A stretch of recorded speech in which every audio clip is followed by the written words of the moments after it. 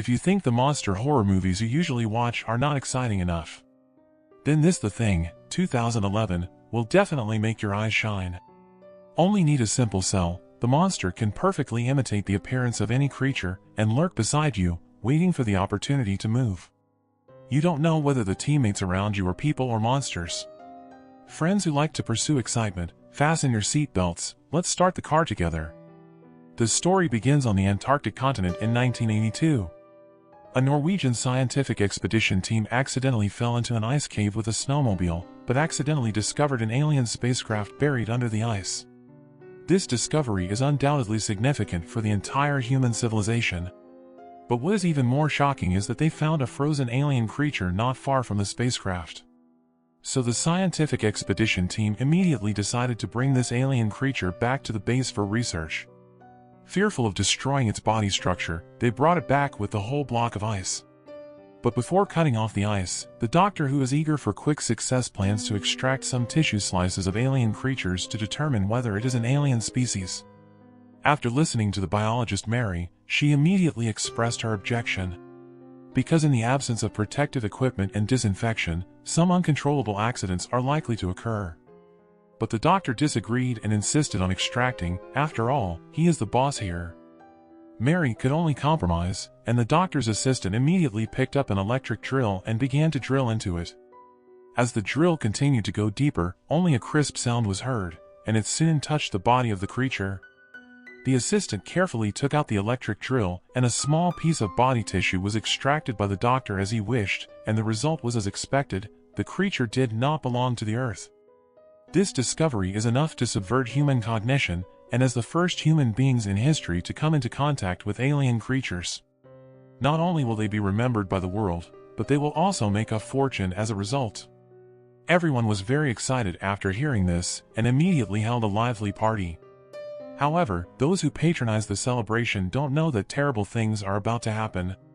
Adwar was just about to go to the toilet when he heard a strange sound, which seemed to be coming from the room where the ice cubes were stored. He walked into the room curiously, only to find that the ice seemed to be melting. Just when he was wondering if the creature would come out, he didn't expect the next second. The teammates who appeared suddenly frightened Adwal, but just as he took a breath and was about to leave here, a truly terrifying scene happened. Unexpectedly, the monster ran out of the ice, and the sudden situation frightened Adwal. He hurried back to tell other people about it. At first, the people who were reveling didn't believe it. But when they saw the broken ice with their own eyes, they immediately realized that something was wrong. The doctor immediately organized personnel to search separately, and found that the dog in the dog cage had been killed. At the same time, the other two also noticed that there seemed to be movement under the house. They took a flashlight and looked inside, and it really was the alien monster. But before he could call for help, one of them was instantly penetrated by the tentacles stretched out by the monster. The teammates hurriedly shouted for help, and soon the others rushed over after hearing the sound. They were surprised to find that the monster was devouring that teammate. Seeing this, everyone immediately raised their guns to shoot, but it didn't seem to be able to harm it. In desperation, they could only use fire attack, using a barrel of gasoline to set the whole house on fire, and only then did they completely kill the monster. However, in the face of the death of team members, the doctor didn't take it seriously, because he was more worried about the integrity of the monster's corpse. Then when everyone was still in shock, they hurriedly asked someone to carry the body to the laboratory. He decided to conduct an autopsy immediately, and the results of the autopsy also shocked them. Because this monster does not simply eat, but absorbs and assimilates the body of this teammate, the doctor speculates that this may be the monster's special way of eating. But Mary found a metal part in the monster's body. According to Adrian, it was because the teammate had undergone surgery. The metal part was used to repair the broken bone on the arm. In order to find out what the monster wanted to do, Mary took a piece of human tissue from her teammate from the corpse and observed it carefully, and found that the monster cells inside were not dead yet, and were swallowing them quickly, imitating human cells. This also means that all the creatures swallowed by the monster will be completely imitated by it. After reaching this conclusion, the two couldn't believe it. But the next day, Mary, who was washing her face, accidentally saw a few bloody metal dentures on the ground, and saw a lot of blood in the bathtub. she instantly realized that something was wrong, because the pilot Joel was about to leave here with several wounded. Hearing the sound of the helicopter taking off, Mary ran out and waved to stop. If someone is really infected by a monster, once he is allowed to return to a densely populated city, it will be a catastrophe. Fortunately, Joel saw Mary's return signal in time, but just as he was about to land, one of his teammates suddenly mutated and started attacking others. As a result, the helicopter lost control instantly and finally crashed under the snow mountain not far away. This scene was seen by Mary in the base. It seems that as she expected, some of them have already been infected. Everyone thought it was just an accident, but Mary revealed the fact that monsters can imitate cells, and said one of them was already infected, as evidenced by the metal denture she found in the bathroom. It turns out that the monster can only imitate cells, but not inorganic matter, so it made out the metal dentures, just like the metal firmware of the teammate at the beginning. And Mary firmly believes that more than one person was infected. She found that someone had deliberately cleaned the blood in it. But in the face of such irrefutable evidence, no one believed what she said, and even prepared to go to the next base immediately. But unexpectedly, after the others left, a female researcher quietly told Mary that she saw a person coming out of the bathroom with a cleaning towel in his hand. Mary panicked after hearing this, because this person was about to leave the base with others, and they must not be allowed to leave. So at the suggestion of the female researcher, the two decided to take away all the car keys. But when Mary searched carefully, a terrifying scene happened. The female researcher behind her suddenly mutated. The moment the monster rushed over, Mary dodged sideways, and then quickly ran out of the door. Thompson just came out of the room. Before he could figure out what happened, he was directly penetrated by the chasing monster. Mary quickly closed the door, and at this moment other people also heard the noise and rushed over. Eric followed closely behind with a flamethrower. When they opened the door, they saw the monster was devouring Thompson. Everyone was frightened by the scene in front of them. Seeing this, Eric turned on the flamethrower decisively, and sprayed fiercely at the monster, and the raging fire instantly surrounded the monster. In bursts of terrifying cries, the monster finally fell down. Just in case, they burned Thompson's body and the monster's body together thoroughly. And what happened just now made everyone believe what Mary said. Monsters can indeed imitate the appearance of humans, and hide themselves perfectly, and will attack when someone is alone. In order to prevent monsters among the remaining people, the doctor proposed a test, which is to draw blood from each person and put it together with the previous blood samples. If someone is infected, then there must be some kind of reaction. Everyone agreed unanimously, but unexpectedly, as soon as the words fell, they saw figures approaching in the dark snow.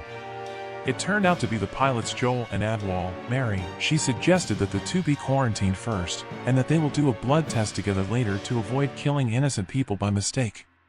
However, they never expected that before the blood test started, a fire broke out in the laboratory, and all the blood samples and experimental equipment were burned, making the test impossible.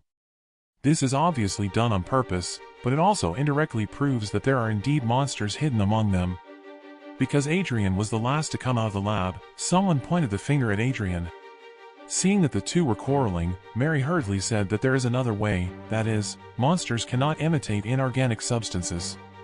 If the tooth has a metal filling, it proves that the person is not infected, otherwise it is likely to be infected. After a quick check, people with metal fillings in their teeth were ruled out as suspects. In the end, only 4 people including the doctor have not filled their teeth, and there is a possibility that there are monsters hidden among them. Then Mary asked Christopher and Eric to check on Joel and Adwal, who were in quarantine. But when the two arrived, they found that Joel and the others had already fled through the floor. Eric insisted on searching nearby, but he was attacked by a figure not long after he walked out. When Christopher saw this, he hurried back and told the others that a monster outside had captured Eric. Just when everyone didn't know what to do, there was a sudden sound of glass breaking outside. They immediately took the flamethrower and walked over. Unexpectedly, it was Joel and Adwal who had escaped. Suspecting each other, the two sides suddenly became tense, and they were unwilling to put down the weapons in their hands. Finally, at the instigation of the base captain, the team members armed with flamethrowers tried to open fire. Out of self-preservation, Adwal could only pull the trigger in desperation. The bullet hit the fuel tank, and a violent explosion occurred in an instant. the captain was knocked out by the explosion, and at the cost of losing a teammate, the two sides gradually calmed down. However, just when Christopher and the two helped the captain back to the room, terrible things happened again. It turned out that the captain had already been infected, and the split arm directly grabbed Christopher. Others were too frightened to come forward to help. After struggling hard, Christopher was finally sucked by the mutated arm. What's more frightening is that the captain who fell to the ground is also mutating. Joel was about to fire, but the flamethrower seemed to have a problem. In the next second, a tentacle ejected from the captain's body and began to attack the people in the room violently. Seeing this, Adrian tried to run away, but just a few steps away, he accidentally fell down to avoid the attack, and then was pierced through the abdomen by a tentacle. He was lying on the ground desperately calling for help, but the others could not save themselves. Edvor fired several shots at the monster, but was killed by the tentacle thrown by the opponent. Then the monster split one arm, and the whole body completely turned into a terrifying appearance. Adrian, lying on the ground, was unable to escape, so he could only be reduced to a lamb waiting to be slaughtered, and was finally fused by the monster to become a part of him. As soon as Mary on the side repaired the flamethrower, the monster fled away dragging Adrian's body. When she chased out, she could no longer see the figure of the other party. Reluctantly, Mary could only go back to the room and burn the corpses of her companions with a flamethrower to prevent them from mutating.